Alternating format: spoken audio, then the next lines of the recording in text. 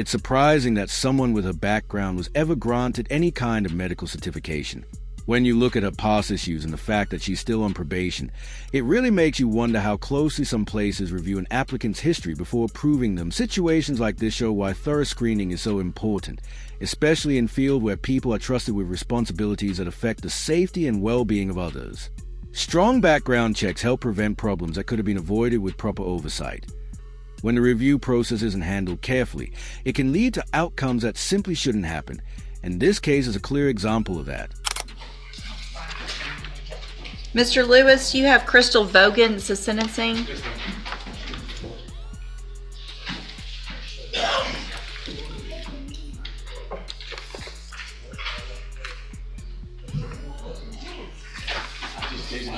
Good morning. This is Mr. Hoffpower sentencing. I didn't see you over there, Mr. Hoffpower.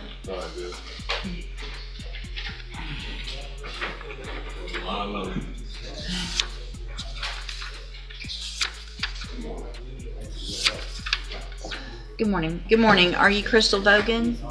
And Ms. Vogan was previously in court, entered a plea of guilty to theft of property, a state jail felony. That agreement was for a 4-year deferred probation with a $1,000 fine as well as restitution in the amount of $9,400. I've received the pre-sentence report. Have y'all all had an opportunity to review that report? Yes, ma'am.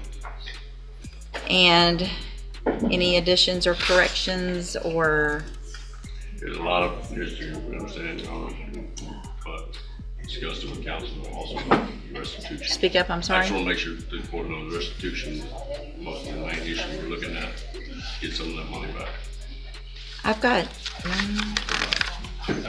1, 2, 3 and a quarter pages of criminal history. Well, there's a lot of stuff that wasn't dismissed. There were 14 felonies that weren't dismissed.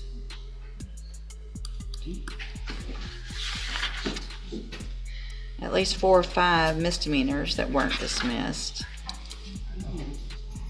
I understand the restitution, and y'all know my position on that already this morning, but there's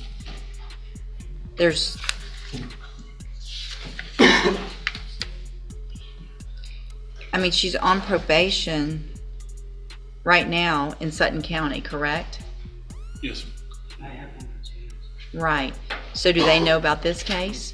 And what has happened over there, if anything? I haven't done nothing. I'm still continuing on my deferred. Because I'm actually supposed to start nursing. I can't understand you. I'm supposed to start nursing school. When? I was actually supposed to start in September, but I had to wait to see. Are you really going to be able to go to nursing Yes, school ma'am. with this type of Yes, criminal ma'am. history? Because it's deferred, yes, ma'am. Because I haven't been convicted of it. I'm a CNA now. This is exactly the kind of comment you never want to hear when a judge is looking over your plea deal. Judges keep a neutral position, but they also have a final say in whether the agreement is fair, reasonable, and in the best interest of the community. To end this case, the judge isn't questioning whether Karen should receive probation at all. What she's actually concerned about is the type of probation being recommended, specifically deferred adjudication instead of regular probation. Deferred adjudication would allow Karen, after successfully completing all conditions, to later ask the court to clear the conviction from her record. Because of Karen's extensive history with the legal system, the judge doesn't feel comfortable offering a path that would essentially wipe the slate clean. She wants the outcome to reflect Karen's past behavior, protect the public, and preserve trust in how the justice system handles repeated offenses. The judge is looking for fairness, not a result that hides important information or minimizes the seriousness of what came before. Another issue that I see on here also is the restitution, because it shows $9,400, but then it also, that was from inside the bank, and then it shows $500 from an ATM and $100 from a cash app, totaling $10,000, not $9,400. Is that correct? And that would have been added on, I don't think that's a bank fee, I believe. I don't think that. Well, it says 500 was withdrawn from an ATM outside the bank. Is that right? You know better than anybody. I only went into No, I didn't have no access to the cars or nothing. Okay. So possibly the other person that was involved did that? Only thing we knew about That was was no- the 100 that was in the bank. I wasn't aware of, Your Honor, when we did it. When I got the PSI, when I was in the cash route.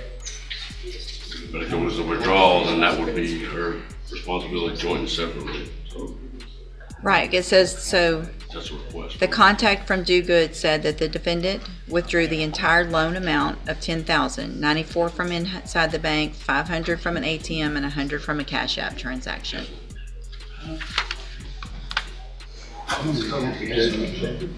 It doesn't matter if you did it or if the other person that you were with did it. Y'all were working together. So you're both, and what's the other status of the, I don't have the other status of another person, Your Honor. This is one who was, that's the charge. I'm not posting on there. But she's responsible. yeah. So I mean, if there was another person, and you didn't give that I information, don't then know. that's, okay. Apparently the cops didn't either, so. She went in the bank, she was the one called. Side, whether or not she had a conference on the backside, not to my knowledge.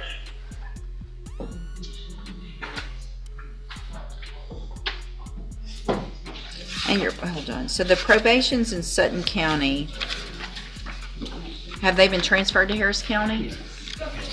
So you're going in person in Harris County?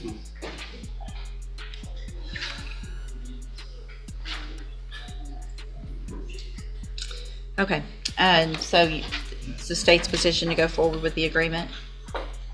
I understand the court's concern, and the state has the same. Like I said, our initial deal was to get some of the money back on our victim, however, we So, understand. all right, so here's what I'm going to do, Ms. Bogan. I'm going to find that you entered your plea of guilty freely and voluntarily. Can y'all hold it down over there, please? I'm going to find that you entered your plea of guilty freely and voluntarily, find sufficient evidence to find you guilty.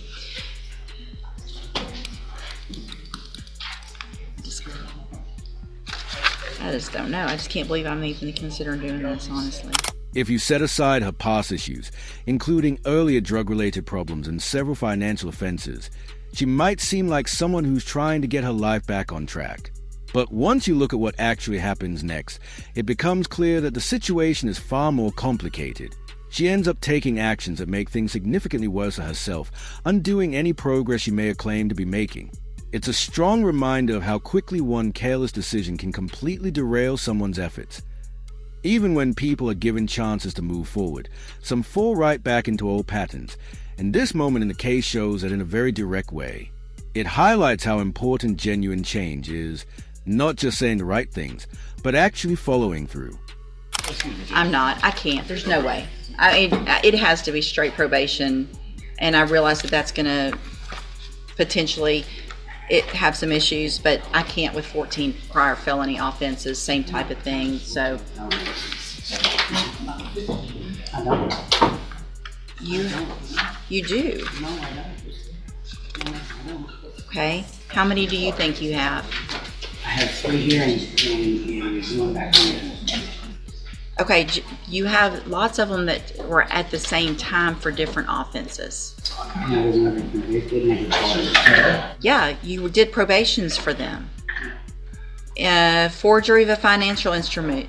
Don't talk over me. March 3rd, 2008, Harris County, 180 days in jail. So that one was reduced. March of 2014, forging identification cards in Cuyahoga County, Ohio, 1 year probation. Same charge, same probation, so that's 2 in Ohio. March of 2014, aggravated theft in Ohio, another probation, the same date, but still another charge. March of 2014, attempted drug possession, pled guilty, 1 year probation. March of 2014, same thing in Ohio, possessing criminal tools, probation, all that. It was at the same time, but still different cases. November of 2014, forgery, 2 cases, got probations in those. I'm gonna run out of fingers. March, another one, a theft, aggravated theft in Ohio in 2014. Then we go to Sutton County, Texas, and you have 1, 2, 3, 4, 5 continuous smuggling of persons for pecuniary benefit, and that's the 10-year probation that you're on in 5 different cases. I understand. When a judge starts speaking in double negatives, it can throw anyone off for a moment. With that, this hearing officially wraps up. It does make you wonder whether her employer will keep a position while she works on finding the $25,000 needed for bail. Having to gather that amount of money can put someone under a lot of pressure and completely shift the direction of their life. Now we're heading over to Florida, where multiple hearings are coming up in a case I've been keeping an eye on for quite some time. There's been a steady flow of development, and each hearing adds another piece of the story.so. Let's get into the next part and see how everything continues to unfold. Okay. So how many cases are you on probation for in Sutton County? It all ran together. I understand it all. It doesn't run, but that's not how it works. Yes, ma'am. Yes, ma'am. When it runs together, it just means you're serving it at this.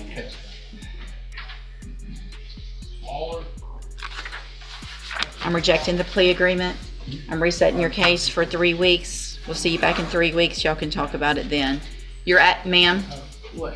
this is not gonna help. It don't matter. My light's on. Well, looks like you did that, not me. I'll see you in 3 weeks.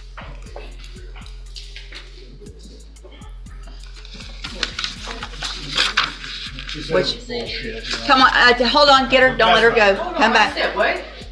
Everybody heard it. You're bullshit. Come back. Sure, lawyer.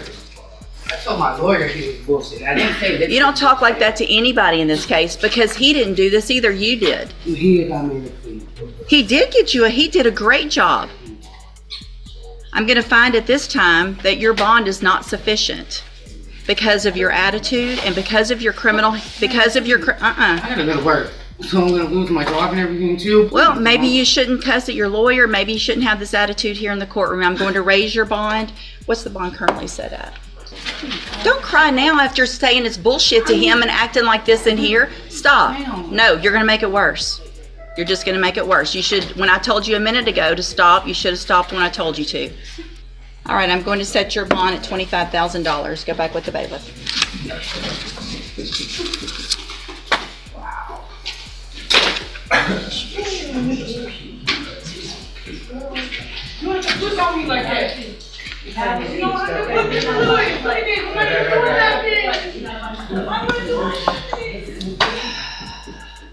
It seems like you may not have fully caught what the judge was saying. He isn't allowed to share personal opinions with you. By law, he can't give legal advice to either side, not to you and not to the prosecution. His responsibility is to oversee the hearing and make sure the legal process is followed correctly. That if you're looking for real guidance on what decisions to make or how to handle your case, that's something only your own attorney can provide. Asking the judge to step into that role puts him in a position he legally cannot take. Understanding that difference is important, because relying on the judge for advice will only lead to confusion. Call Mr. McCoy's case. Mr. McCoy? Our conversations are concluded. Yeah, well, Mr. McCoy is here today. I've revoked his release based on his new charge. He held without bond on that.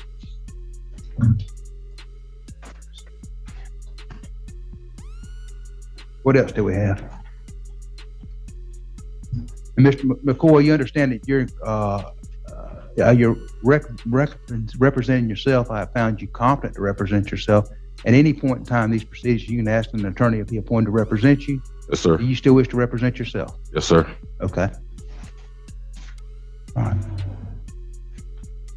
Looks like there's been some, there's been a DCA case filed. I don't know if it's based on the discovery request or not. I don't know. All right. Yes, that's what it looks like. All right. Anything else today? No, Your Honor. All right. Yes, sir. Yes, sir. Well, first, I would just like to request that I'm a bond reinstated, sir. Motion denied. And reason being, sir, can I please have an explanation why? If you were out on bond, you picked up another charge, you pled to that charge. And the only reason, sir, regardless of the facts, the only reason I accepted the case, that charge is because they said they was only going to give me a fine. But the person that actually, was in the fight, they came there and they seen that I was breaking up the fight. Mr. McCoy, I've already made my decision when you entered. I understand that, Mr. Clark. I'm just stating this for the record. You've set the motion that you were breaking up a fight and that you didn't cause a fight and you weren't involved in the fight, that you were the peacemaker, but however, you did enter a plea, and that's all part of the record. I understand that, but I am going to deny your motion to reinstate the bond. All right, Mr. Clark. Can we discuss my case? I was here for a court date on my case. Well, you've already filed a notice of appeal on the second request for discovery, so I don't know what else there is to discuss today. Well, and then I was wanting to discuss, sir, is the fact that, my subpoenas and everything never got responded to. I filed subpoenas through the court and to the people about my the videos of my evidence, sir. Well, if they've been served with subpoenas and they haven't responded, you need to do a motion for show cause. Motion to show cause. Yes, sir. Okay. What about, I just want to know your opinion, sir, since you're the judge. I can't give you my opinion. No. Based on the proceedings, sir. That wraps up his first hearing. The judge issued a warning because he broke the terms of his release by getting arrested again and even admitting to a new charge while he was still out on bond. A mistake like that only adds more difficulty to his case and makes the road ahead much tougher. Now we're heading into his next hearing. It's brief, but still important. Each appearance gives the court another chance to evaluate how he's handled himself and how his decisions outside the courtroom are shaping the outcome of his case, that it's a strong reminder that what you do while waiting for trial doesn't just disappear. Every choice you make eventually shows up in front of the judge. I was discussing with Mr. Frank Sullivan. It's not looking for help. All the thing I'm asking, sir, is why am I being denied my evidence? I don't know, sir. Okay, if Bay County officers was the primary officer, sir, in my case, and they will only be an assistant. I've heard this argument for the ever since you've been arrested, so it's already part of the record. I've already made my ruling. You've already appealed that ruling, so we'll see what the first DCA says. I'm gonna set this for a pre-trial June 19th at 9 o'clock. That'll conclude the hearing. Okay? Well, sir, I still had a couple things I really wanted to say for the record. Say them on the 19th. Seriously, come on, Mr. Clark, man, we got. What do you want to put on the record? I'm gonna give you a minute. Go.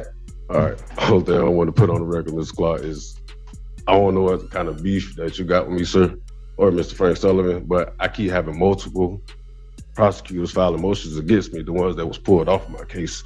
Why they still filing motions Mr. against me? I understand that argument. But it makes no sense because it seems like my case is going nowhere, especially when you have nothing to even try to do. State attorneys don't stay here very long. The ones that are on your case are in another division. I have nothing to do with that. Mr. Sullivan has nothing to do with that. He just said he does. Huh? He just said he did. No, what I said, Mr. McCoy said that despite who the prosecutor is, you're also involved in my case. And I said, yes, that is true because I'm the division chief. I didn't say I had anything to do with moving prosecutors or changing. He doesn't move, but he is the division chief, so. Okay, if my old prosecutor's already moved to a different division, whatever, why is she still filing motions against me? And then obviously when she signed it, she said this motion is for Frank Sullivan. They all sign it for Larry Bashford. It doesn't matter who signs it, who files it. They were filed on behalf of Larry Bashford. So that's going to conclude today's hearing. That makes no sense, Mr. Clark. Mr. McCoy, that concludes the hearing. I understand. There's nothing else to be said about that. It's surprising how many people believe that watching a handful of courtroom shows somehow prepares them to handle real legal cases on their own. Unfortunately, it almost never turns out the way they imagine. Actual courtrooms operate under strict rules and procedures that TV simply doesn't show. Most of the time, people who try to represent themselves end up making their situation worse without realizing it. They miss important steps, misunderstand what they are supposed to do, and create problems that didn't need to exist in the first place. Handling a case alone often leads to stress, confusion, and outcomes that could have been avoided with proper legal help. It's a tough way to learn that real-life law is far more complex than anything shown on screen. This is State of Florida versus Devontae McCoy, case number 24 CF 2543 and 24 CF 2544. Mr. McCoy has made the decision to represent himself. Mr. McCoy, do you wish to continue to represent yourself? Yes, sir. We're set for a pre-trial today. Where are we at? I filed a few motions, Your Honor. I've denied the motion to set bail. I've denied the motion to quash order to revoke bond. Okay, Your Honor, can the state at least, or can somebody at least explain to me why I deserve to be held without bond? No, sir. I've already done that, and I've already made the decision. You're being held without bond because you were arrested on a new charge and you pled to that charge, and I've already discussed that. So we're not going to have any more discussion on that. Well, Your Honor, I would like to state for the record, due to the fact that it's on record, and also by the person that actually committed that crime today. I've already heard that argument that you were making. Clark, Listen to me. I've heard the argument that you were a peacemaker, but you pled to that charge. We're not hearing anything else about setting a bond or anything else. I never pled What else guilty do we need that to charge, address Your today? Well, I put in a motion to dismiss the information due to double jeopardy clause. So That would be denied, but I'll get you a written order.